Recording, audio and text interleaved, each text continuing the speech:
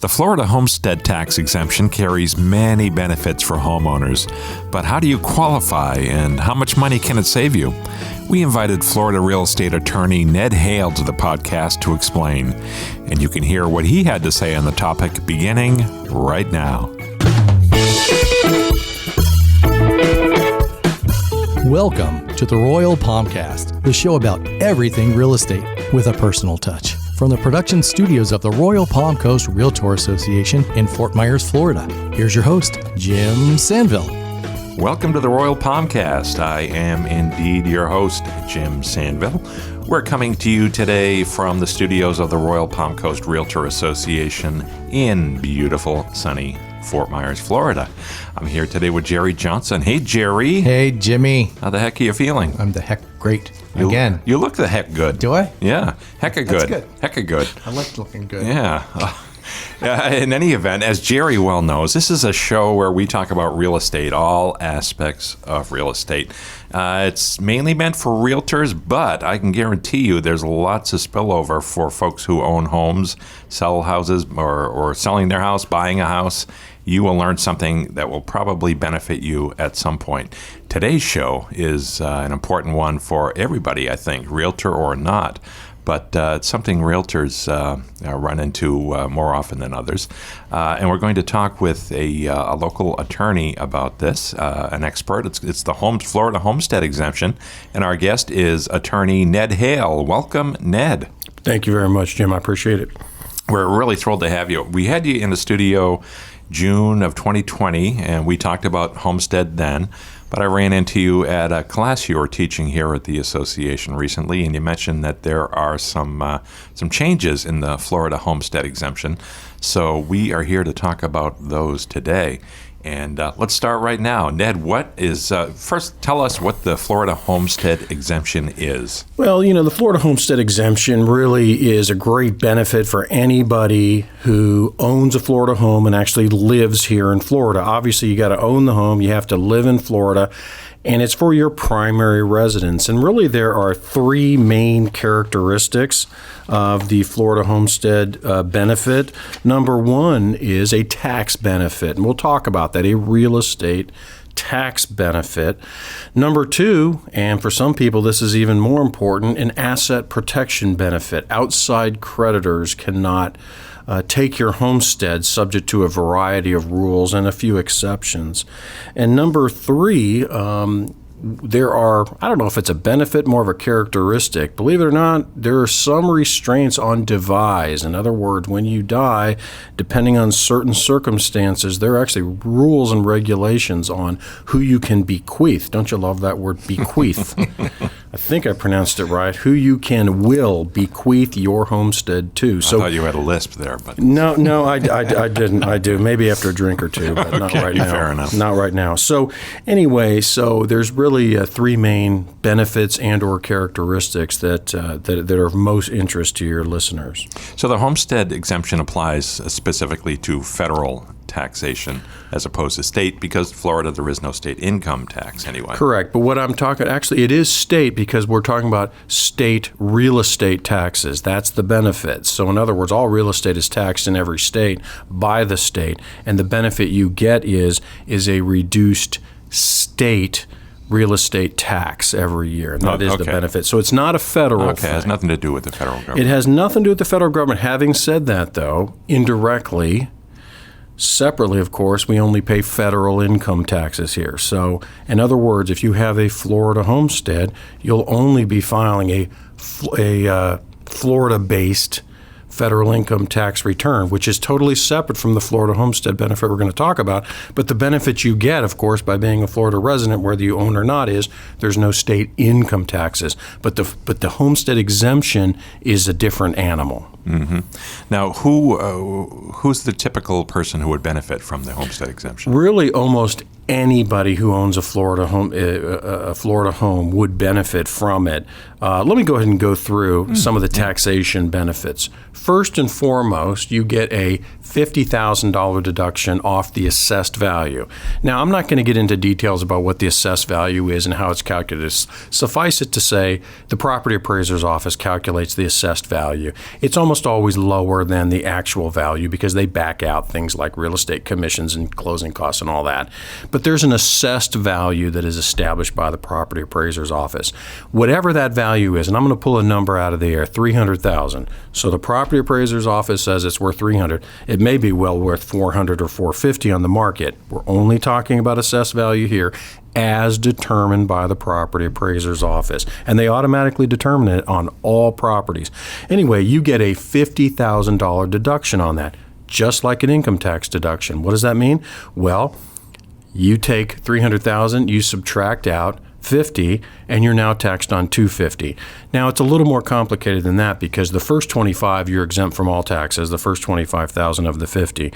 The second 25,000 you're exempt from taxes except school taxes, and that's a fair share of it. Right? Yeah, it's a fair share of it. So what I'm getting at is loosely defined. You get a $50,000 deduction. So in other words, to tax you on, instead of taxing you on an assessed value of $300,000, they tax you on $250,000 plus the school tax on the other $25,000. But that's loosely what it is. So that's first and foremost. And obviously, the lower priced your property, the bigger benefit that is. If you have a place worth $100,000, not many places around here worth $100,000 anymore. But then you're only taxed on approximately $50,000. You can do the math, very easy. But, and I had someone in my office the other day saying, well, that's no big deal. This place is worth $800,000. $50,000, that's just a drop in the bucket. I said, sir, the other major benefit is what's called Save Our Homes.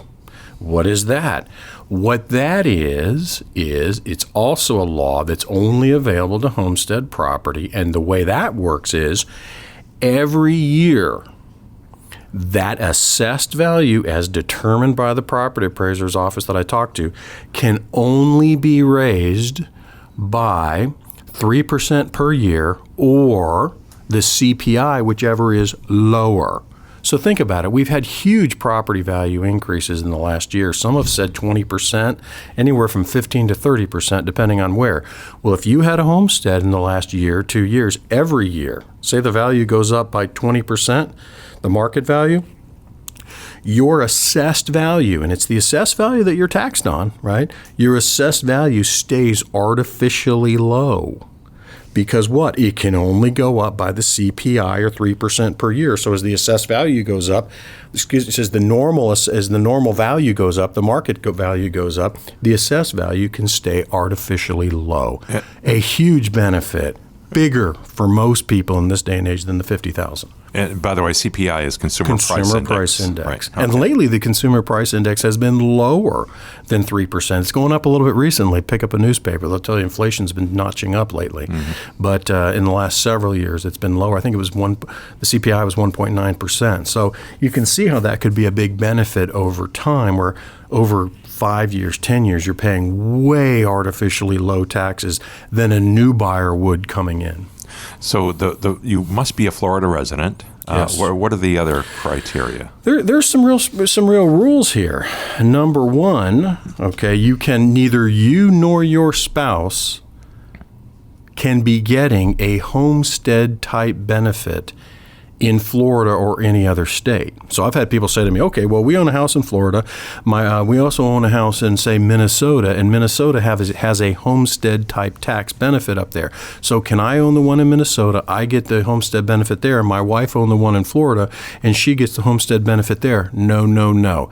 You and your spouse, neither you nor your spouse or your domestic partner, they call it a family unit, none of you can be getting a homestead type benefit in any other state, including Florida. That's a big one. And you sign an affidavit saying you're not doing that. So that's first and foremost. By the way, Ned, what constitutes being a resident of Florida? Good question. Very, very good question. The key is, okay, it's an intent for this to be your primary residence, right? That's the big thing here is, believe it or not, and this is the biggest thing that throws people off, There's no minimum number of days stay required in your Florida house for it to be a homestead. That just blows a lot of people away. Wait a minute, let me get this straight. I thought I had to be living in the house 6 months and a day. No. The key is there's no minimum number of days stay required. You can be in your RV, 11 and a half months of the year. You just can't be getting a homestead benefit anywhere else. You have to have the intent to return to the homestead, right? And it's got to be, you have to live there on January 1st of any tax year. So if you're going to be in that RV, don't be in the RV on January 1st because you could lose your homestead benefit. Now, as a practical matter, is this property appraiser's office going to know? Matt Caldwell's going to tell you he's not going to know. But you're supposed to be there on January 1st of a given year. Any other day, they don't care. The key is you don't have a homestead anywhere else, and you have an intent to return. I used to say, it's where you keep your favorite pair of jammies. Mm-hmm. That's your homestead. Now, the residency requirement vis-a-vis your abode that you own in another state, which state, if Florida has a favorable tax climate for you and you want to be living under Florida tax rules, how do you establish that you're a resident of Florida and not Minnesota? That's a good question. First of all, you must apply for Florida homestead. Okay, first, there's a form you have to apply the first year. You have to fill out the form. It's not automatic. There's a form you must fill out to get the tax benefit, because we're going to talk about asset protection in a few minutes. Remember, the asset protection benefit is a very different benefit than tax benefit. We're talking about tax benefits you must apply with the property appraiser's office every year. The application period is January 1st of a given year to February 28th, and they won't take applications before that date. So if you close this year, the first time you are eligible for homestead would be January 2nd of 2022. You have to live there on January 1st of 2022. You can get in your RV the next day, but you have to apply. You can do it online. You can walk in. Here are some of the requirements you have to have. If you drive, you must have a Florida driver's license if you drive. Number two, you must, if you're a voter, you must be registered to vote in Florida. If you don't drive and or you don't vote, you can, though you're not required to fill out a document called a declaration of domicile. You might have heard of that. I haven't done many of those for clients over the years, but you can to establish residency. But again, you're signing an affidavit that you're not, neither you nor your family unit has a homestead elsewhere. First, and another thing that's important is you have to be a natural person. You can't be a corporation or an LLC. In other words, you can't own the property in a corporation or an LLC. You can in a revocable living trust, which half of Florida does. So you can own the property in your own revocable living trust where you're the beneficiary and you're the grantor, the one who established the trust. But you can't be a corporation or an LLC. That will not qualify for homestead. The other big thing is, and this has been litigated before, is do you have to be a citizen? The answer is no. But you have to be a permanent legal resident. That's key. It's also been known as a green card, right? Mm-hmm. You can't be here on a tourist visa or a temporary visa. You don't have to be a citizen. But the interesting thing, and this has been controversial, but the courts have come down by this, believe it or not, if you're not here as a permanent legal resident, but a dependent is, such as most often your child, who may be a citizen, then you can still get the homestead benefit, even if you're not a legal permanent resident. If you have a dependent that also lives there, and the most common scenario is, temporary visa here, a woman has a child, automatic citizenship in America, your child's a citizen. They live there. They're a dependent. You get the homestead benefit. So quite interesting. Descendants, that's good. But your forefathers, your parents, no. Irrelevant. It says, again, if you have a parent that is here, either a citizen or a permanent resident, and they are dependent on you because maybe they're elderly, you may qualify in that case. Yeah. So if I'm an undocumented alien, could I qualify? Theoretically, I've not seen a case on this, but theoretically, because undocumented aliens don't tend to file lawsuits, Right. But on these sorts of things. But theoretically, it is my opinion that if you're an undocumented immigrant and you have a citizen by virtue of birth that is your child that lives there and you own the place, many undocumented immigrants, quite frankly, aren't in a position to buy a place, but you own it in your name. It is my view you could still get the homestead benefit. Interesting. Wow. But again, folks like that don't tend to try to get the attention of government. Well, let the record show we're all fully documented, right? As far as I know. And hopefully vaccinated, but that's a different conversation. I am indeed. All right. It is a different conversation. Equally controversial, I must add. Indeed it is. Indeed it is. Well, what else? Show. What else do we need to know about the Florida Homestead Exemption? Let's see here. There's interesting things. What about rentals? Can you rent your homestead? Another common misperception that the answer is no. Negative. But that's not true. Uh-oh. Get this. That's a common perception. You can rent your homestead pursuant to statute. This isn't just some rogue judge's view. This is put forth by the Florida legislature. So again, I told you must always every year live there on January 1st of any year to qualify. I told you have to apply for the first year. It automatically carries over in subsequent years unless you move. But by statute, it says, first of all, you can never rent on January 1st, but you can rent it for 30 days or less in any year. And in alternating years, you can rent it for more than 30 days or less, or more, believe it or not. Airbnb, right? Yeah. So in other words, you can alternate. I'm sure there's people that do this. They alternate years. In other words, as long as you live there January 1st, you don't have another homestead, yada, yada, you can rent it. But if you want to do it more than 30 days, you have to do that in alternate years. 1 year you can rent it theoretically for 360 whatever, as long as you own it January 1st and you live there January 1st. The next year, 30 days or less. And then you can alternate to most of the year again. A lot of people don't realize that, but that's by statute. And let me also add, what about, like you said, Airbnb and or renting out a room in your house? Do you lose the homestead? The answer is cases have come down.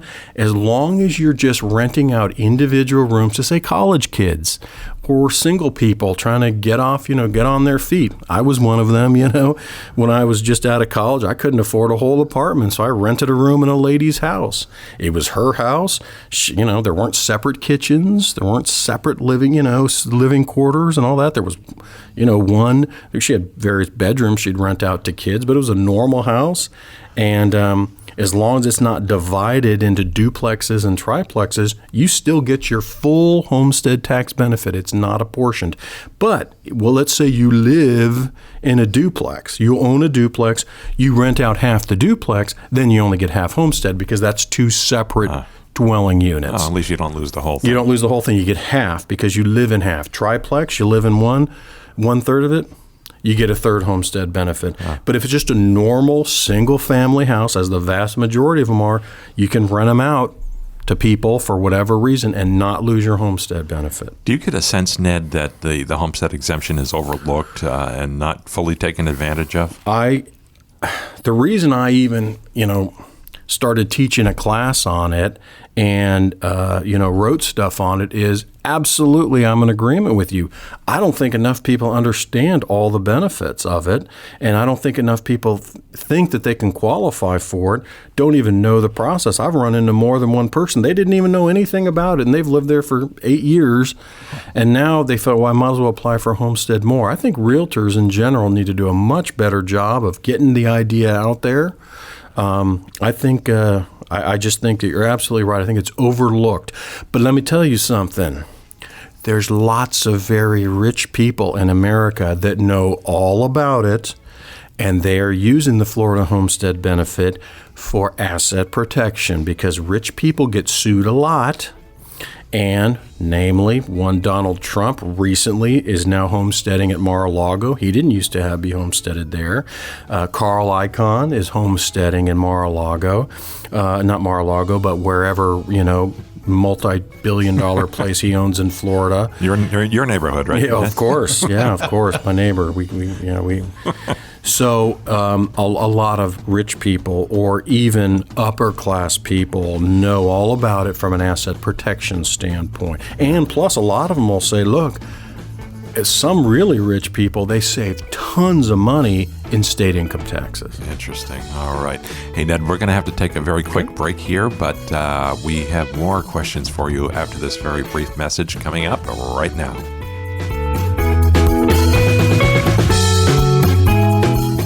Hey everybody, my name is Al Nicoletti, and you are listening to The Royal Palmcast. I'm Jennifer DeRozier from Rose Tree Realty, and you're listening to The Royal Palmcast. Hi, this is Justin Thibault of LSI Companies, and you're listening to The Royal Palmcast.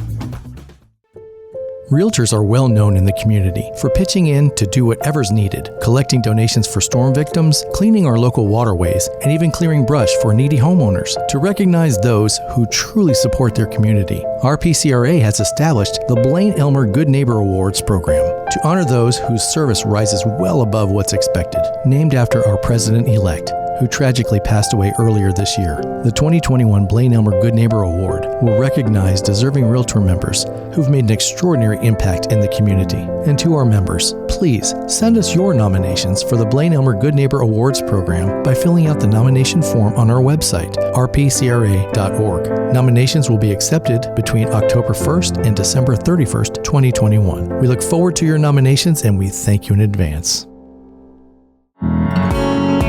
We hope you're enjoying the Royal Palmcast, a production of the Royal Palm Coast Realtor Association, your association for realtor resources, services, and education in Southwest Florida. We're committed to the success of all our members and advocate for property rights, both commercial and residential. We continue our efforts educating and influencing policymakers at all levels about issues important to realtors and homeowners. RPCRA also leads the way with community involvement, market analysis, and member engagement, all of which contribute to a superior realtor experience. With 2 convenient locations in Fort Myers and Cape Coral, the staff of RPCRA is here for you. You'll find us online at rpcra.org and across social media, including Facebook, YouTube, Twitter, LinkedIn, Instagram, SoundCloud, and all major podcast apps. Be sure to subscribe, like, share, and follow us to stay current on all our upcoming classes and events. Now, back to Jim Sandville and the Royal Palmcast.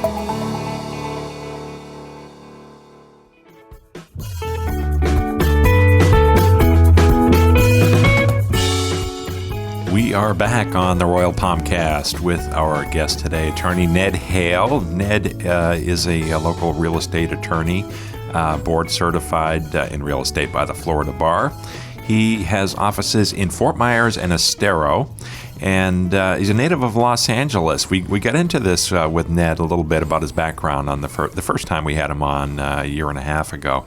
So I happen to know he's from L.A. He went to the University of Chicago, has an MBA from Illinois Institute of Technology, and a JD from Chicago Kent College of Law. Right? You got it. I got it? It's as if I know you, Ned. It's as if I know you. But you've also been a commercial real estate broker. You've got some background selling. I do, absolutely. Sales background, selling real estate in L.A. Boy, that was fun. Yeah. I think I'm a better lawyer than I was a commercial broker. Really? It's a different skill set, huh? It is. And you happen to possess the right ones. One over the other. For your current job. That's great. So you've been a lawyer for 24 years or Something like that. I tell people you start to quit bragging about how many years you've been doing this after about 20. Yeah. I don't brag anymore. 20 or more. Yeah. Just leave it at that. Yeah. When it's 30 or more, I'll still say 20 or more. I get you, Ned. But you also, one of the most important jobs you have, as far as we're concerned at the Royal Palm Coast Realtor Association, is that you teach classes here, some really well-attended classes. I was at one last week where you talked about the new Florida Realtors real estate contract. Very well attended. And That was a full house. Yeah, you're going to do that again tomorrow, right? Tomorrow's another full house, despite your instructors. Wow. Now, you do a great job, Ned. And by the way, dear listener, you can check that video out from last week's class yourself on our YouTube page. Go to our YouTube channel for RPCRA, and you will find Ned's class on FARBAR, as we call it, FR/BAR, the contract session. So check that out. And there's other stuff there from Ned as well. Ned, let's get back into Homestead. Let's talk about the kind of properties that qualify. Yeah, so interestingly enough, property doesn't just have to be a single family house. A condo absolutely qualifies for the homestead exemption. So does a mobile home, as long as you own the land underneath, of course, and it's permanently attached to your mobile home and or modular home, as they're often called when they're permanently attached. That too will qualify for the homestead benefit. A co-op, believe it or not, we don't have too many of those over here. I think I've heard of one in this county. There's quite a bit of them on the southeast coast, Fort Lauderdale, Miami, and West Palm Beach. Co-ops will qualify as well. They're like you own a share in a corporation. It gives you the right to live there. So all of those qualify for the homestead exemption. It's very, very liberally applied. Huh. Now, what if you have two or more owners for these properties? So a very common thing that we see down here in Florida with so many people that are of advanced age living here, to avoid probate, what many people will do is say, John Doe and Jane Doe, husband and wife, own a property here, and they want to avoid probate, so they add their daughter to the deed, and the deed reads as joint tenants with rights of survivorship. Generally, what will happen is if you live there, and I generally tell my clients not to do that because you'll still get homestead, but generally most property appraisers will treat husband and wife as one unit entitled to one half of the homestead benefit, because the daughter, assuming the daughter doesn't live there, that's a big assumption. If the daughter lives there, you get the whole homestead benefit. But if the daughter on title doesn't live there, then her half you do not get the homestead benefit for. So I generally do not recommend that for my clients who lived here for a homestead. You're much better to do what's called a ladybird deed, which is a transfer on death deed, or revocable living trust. Let me see if I can throw another wrench into things here. Let's say I own a home and a vacant lot next to it. Mm-hmm. Does the vacant lot qualify for a homestead? The short answer is, if you own a homestead, and let's say you own the lot next door, right? You are generally allowed to also get the homestead benefit for the lot next door. That's as long as you occupy both and you don't rent out the parcel next door, which you probably wouldn't because it's vacant land. So as long as you're occupying that parcel, which put some stuff on there, put up a fence, put some chairs on there, you're occupying it, right? You get the homestead benefit for both where your home is located and the lot next door. Pretty neat. That is very neat. We mentioned portability during the break. What's going on there? Portability was voted in 2008. Let me just give a quick background. What was happening was this. When the homestead benefit came out, as I mentioned before, because of Save Our Homes, that artificially low assessed value that you get can't be more than 3% per year, or the CPI, whichever is lower. So you have this artificially low assessed value, and you're taxed on assessed value. And then what was happening was people were doing what? Well, they wanted to move. They wanted to downsize often, or sometimes upsize. In the past, they would completely lose all homestead benefit, all that accumulated benefit, and they'd have to start all over again with a new homestead. So in 2008, they voted in portability, which is just French for transfer. You can transfer some of that accumulated tax benefit into a new homestead, both if you upsize and downsize. Now, the details of how all that works is beyond the scope of today's talk. But you can do it, and there's formulas to do it for both upsizing and downsizing. But you can do that. You can port or transfer much of that accumulated benefit. Now, you mentioned at the onset of our discussion a $50,000 deduction.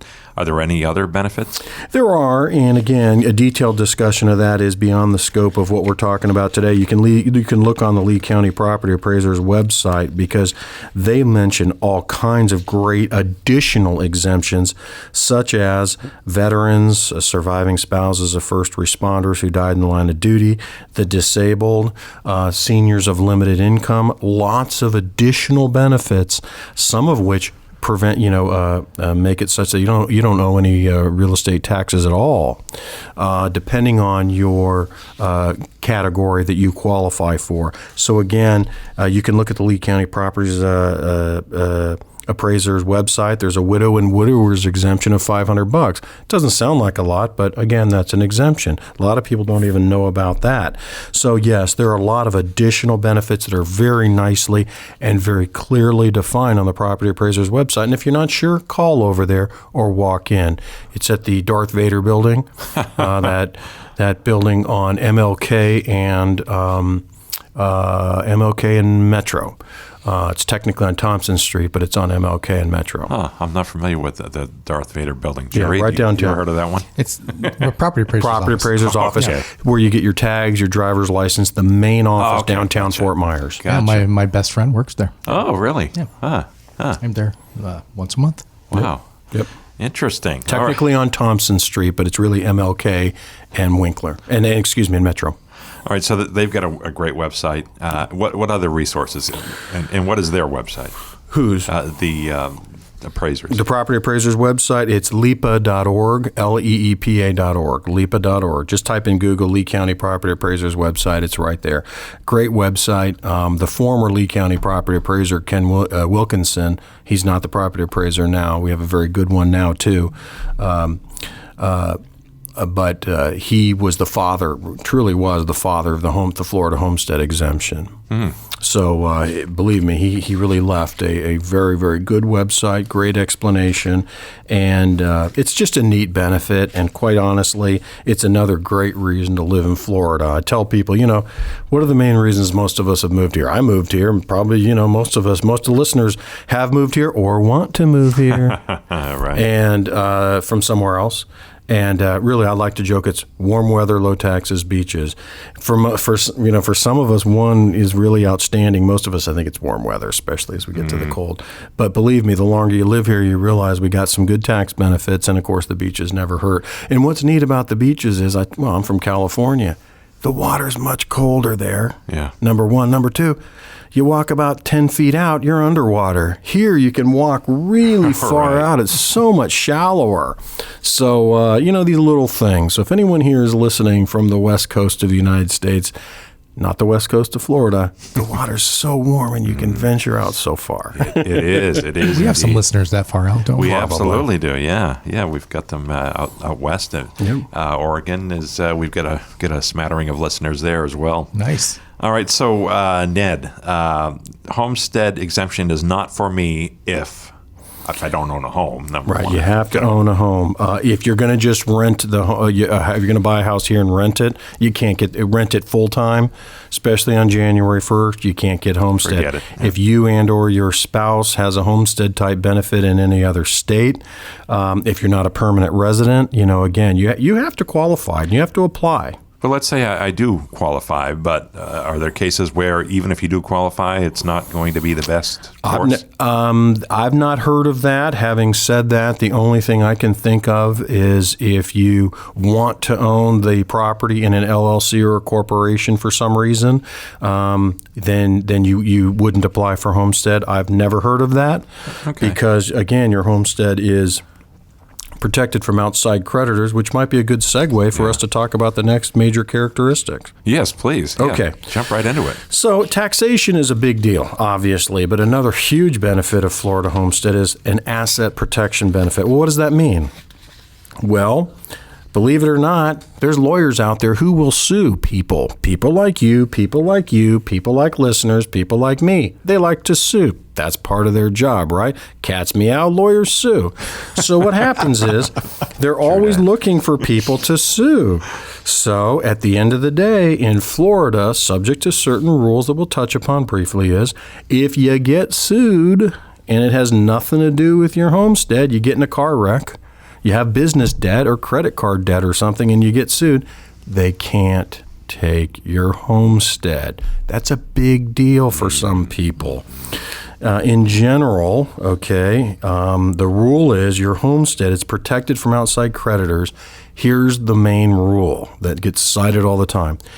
If your homestead is located within a municipality, I'm talking within city limits, City of Fort Myers, City of Cape Coral, City of Sanibel, if it's in city limits, your homestead is protected from outside creditors up to a half acre in size. So if your homestead is on a half acre of land or less, it's totally protected from outside creditors. Whoever may sue you pursuant to whatever car wreck, they can't take your homestead. If you are outside of a municipality, unincorporated Lee County, I live in unincorporated Lee County, outside of any city limit, and this is statewide, by the way. These are state laws I'm talking about. This is any county in Florida. You're protected from with up to 160 acres of ownership outside of municipality. But in both instances, unlimited value. So you could have a $5 million condo somewhere that's clearly on less than a half acre, and you're totally protected from outside creditors. Very big benefit. The great thing, too, is you don't have to apply for anything. It's automatic. You don't have to live there on January 1st. Can't have a homestead anywhere else, but you don't have to live there on January 1st. You just have to have that as your homestead, okay? In other words, you don't have to file anything with anyone. It's completely automatic. It's a huge benefit. In Florida, your home really is your castle. They can't be taking it for business debt or personal debt or anything like that. And that was probably the whole impetus behind establishing this homestead exemption program. You don't want to see widows and children thrown out in the street when dad dies, right? That's right. Exactly. You don't want, the general rule is you don't want people thrown out of their house for some sort of debt, okay, that is not related to the homestead. Obviously, you don't pay your mortgage, the lender can take your homestead. Happened a lot during the last foreclosure crisis, right? If you voluntarily pledge your homestead as collateral for debt, most common is a mortgage, they can take it. Just ask anyone who lost their homestead during the foreclosure crisis. If you don't pay real estate taxes, the real estate taxes are a first lien on your homestead. You don't pay taxes, the homestead can be taken. Short of that, it's tough to get your home, to lose your homestead. Pay your taxes, all right? Pay your taxes and pay your mortgage. As long as you pay those, your homestead, odds are high, are untouchable by creditors. And again, that's another reason we're seeing some well-to-do people move here. The most famous case was OJ, right? The OJ, after he got that Goldman money judgment against him, he sold his Rockingham mansion and bought a place in Miami to avoid paying the judgment. It worked. He's not paid a penny of that Goldman judgment to this day. So even if, no length of residency requirement, so even if you do that, you can still do what OJ did. The difference is they did change the law about bankruptcy, which is beyond the scope. OJ never declared bankruptcy, I don't believe. So anyway, what I'm saying is if you do that and don't declare bankruptcy, you can still do that, what OJ did. But if you declare bankruptcy, you have to have lived in Florida for 40 months prior to the filing of the bankruptcy in order for you to get away with it with bankruptcy. But if you don't declare bankruptcy, you can still get away with it. So again, a real benefit there. Depending on who you are, if you're a creditor, you don't think it's a benefit. You think it's really unfair. Ask the Goldman family if they think what OJ did was fair. All right. So there's two sides to every coin here. I'm sitting here saying it's a benefit. Well, to the owner it is, but to the creditor it's not. That's just welcome to America, right? So anyway, that's a huge benefit. Yeah, gotcha. If you own the place. Gotcha. All right. So if people want to learn more from you or generally about the homestead exemption, where do you normally send them? Well, they can take my classes on Homestead. If you're a member, or maybe if you're not a member, you can come. Right, and it should be a credit class next year, a 2-hour credit class, and I teach it periodically. I'd also be happy to send anybody information if they want to pop me an email. I can give them information. You go on Google, some of that information is good, some of it's a little sketchy. If you type in Florida homestead benefits on Google, most of it, though, is good. Most of it's correct, but they're going to mostly just put point you towards different property appraisers' websites, which is the government, and most of it's pretty good. There's a lot of good information out there, but again, it helps to have someone, which is why we're sitting here, make sense of it all, explain it to you, and answer specific questions. You almost certainly need a lawyer to execute the homestead claim, right? Well, a lot of people do without a lawyer. It helps to have a lawyer explain it to you, explain the form to you. But you know what? If you're willing to walk into the property appraiser's office with the form, they'll help you. They're good folks down there. Matt Caldwell is a good guy, a good property appraiser, very worthy of the job, and he's the property appraiser now, and his office will likely help you. Gotcha. What's your general view on the homestead exemption? Good thing, bad thing? I just think that you got to balance it. If you're a creditor, you hate it. If you live here, you love it. I don't know. The more I learn about it, the more I like it, because the more it stands out. It's probably the best homestead exemption of any of the 50 states. Do all states? Not all states have it. No. Not all states have a homestead benefit. Some have the tax benefit, of homestead tax benefit, but only the two best states from an asset protection benefit are Florida and Texas. Now let's see, which states in the last 10 years have gained the most population? Oh, that's right, Florida and Texas. I mean, it can't be, it just can't be a coincidence. People vote with their feet. We all know that. Yeah. And, we just recently passed New York as number 3 in terms of population in America. Why? Well, a lot of New Yorkers, and, New York loses one, we gain one. It's almost like 2 people, right? Yeah. So, it's just, it's a real benefit. And overall, do I think it's a good thing, the asset protection benefit? I do. I do. Because we're a sue-happy country. Japan makes cars, Americans make lawyers. Mm-hmm. So you got to be able to count on something. Gotcha. All right, Ned, that is interesting stuff. So if you want to learn more, Ned just told you where to go. Let's get into, change gears a bit here and get into one of my favorite parts of the program. This is called the Lightning Round. This is the day that Jerry went out, got up very early, like 4:15 today. Yes, yeah. 4:30. 3. No, I get up at 3. Get up at but 3. I leave the house about 4. That's right. And he drives to North Fort Myers from Cape Coral, and he goes to a secret location where we have a super box filled with the questions from today's Lightning Round. These are on 3x5 official game show host index cards. That's true. So they're legit. Jerry, may I have the cards so we can play the Lightning Round with our guest, attorney Ned Hale there we go. from Fort Myers, Florida. Thank you, Jerry. Yep. I've got the questions. You've been through this before, Counselor. Yes, but I have some trepidation. I don't remember exactly what it's about. So I don't either, Ned. Yeah. So we're gonna get along with this. All right, I'm gonna ask you a few questions. Give me a soundbite answer. Okay. Don't overthink it. Have you ever been mistaken for a celebrity? Well, I've said before, when I look in the mirror, I see Brad Pitt. The problem is nobody else ever does. What I have heard. That's what I see, too. Yeah. Strange. I was going to say, Jim's always telling me. Isn't that weird? That's who he sees. But I used to be told rather frequently that I look like Bill Murray. Bill Murray. Okay, I can Bill kind of Murray. get that. All right, I'll go with that. But do you know what I was thinking you would say? Because I definitely believe this. William Shatner. That one I've not heard. You look like William Shatner, right? I do? You do. Oh, you do. I've not heard that one. See, you can't be objective, so No. you don't even know. No. But you watch tomorrow. He's going up in space with Jeff Bezos' Blue Origins here. Hopefully he comes back in one piece. We hope so. Okay, that's enough for that one. Beam me up, Scotty. What's the worst job you ever had, Ned? Well, I didn't have to have some bad jobs that some of my friends had. I got to tell you, I had a job when I first came to Florida, I was the most educated cold caller in the world. I couldn't get a law job. And so I'd go around calling, one of these phone banks where you make cold calls on people.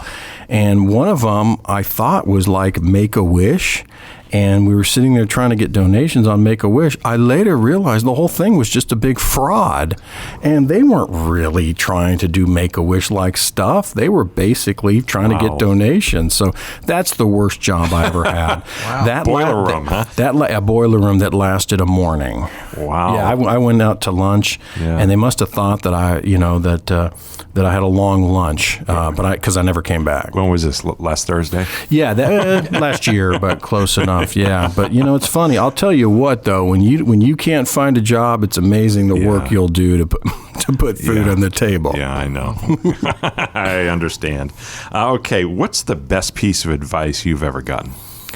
I got to tell you, I think it was, and that's the best of all your questions. I Google that sometimes, celebrities and or famous people, and where they ask them their best advice.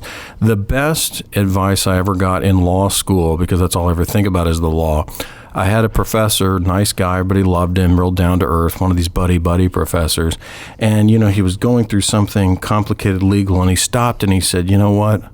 Don't throw your common sense out the window when you're analyzing a legal problem. Just don't. Don't get into it too much.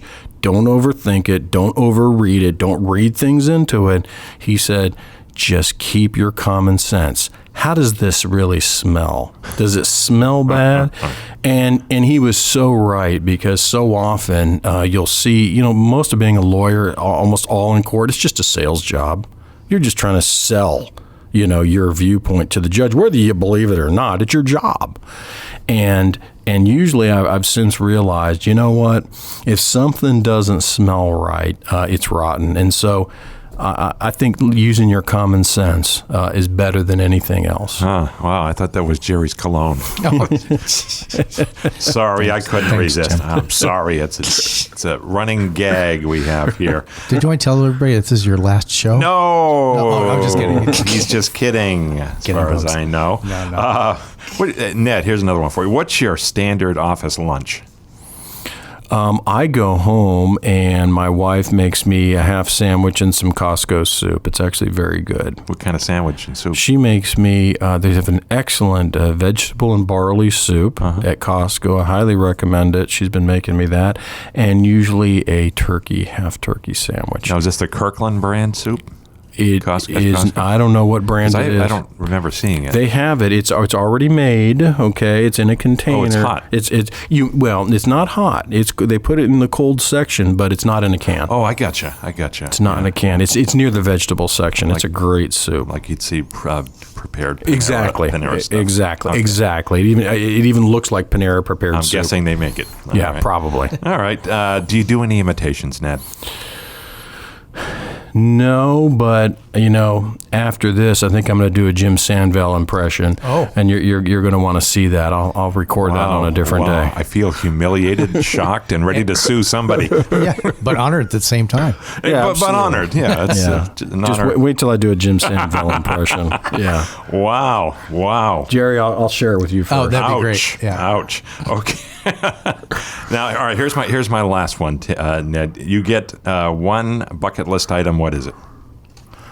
Well, I love to brag that I've been to every continent at least twice except Antarctica. I got to go see the penguins at some point before I'm gone. I just got to go see the March of the Penguins. Yeah. The whole thing's going to melt into the sea. It's going to melt on the sea. I may die before, I may die before it, before it does. Wow. Hopefully it'll be a long time, but I got to get to Antarctica.